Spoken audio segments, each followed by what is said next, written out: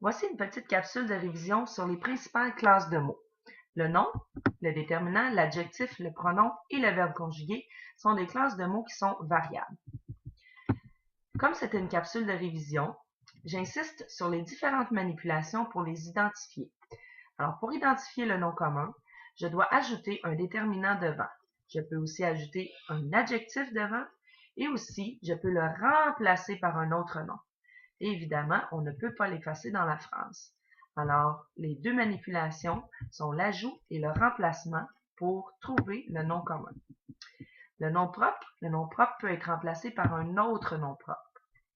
Le déterminant, lui, peut être remplacé par un autre déterminant et il ne peut pas s'effacer. Il y a plusieurs types de déterminants.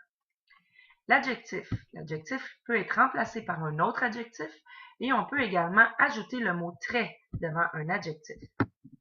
Le pronom, quant à lui, peut souvent remplace souvent un nom ou un groupe du nom. Le pronom il remplace par exemple le groupe du nom les élèves. Et le verbe conjugué, pour le repérer, on ajoute ne pas ou un apostrophe pas, on l'encadre plutôt, et on peut ajouter un pronom de conjugaison devant le verbe, comme je, tu, il, nous, vous, il, ou encore on peut le remplacer par un autre verbe à un autre temps. Il existe aussi 3 autres classes de mots qui sont des mots invariables. Donc, ils vont toujours s'écrire de la même façon. Il y a l'adverbe, par exemple, certainement, mieux, très, ne pas, toujours, joliment. Et les adverbes peuvent exprimer la manière, le lieu, le temps, la quantité et la négation.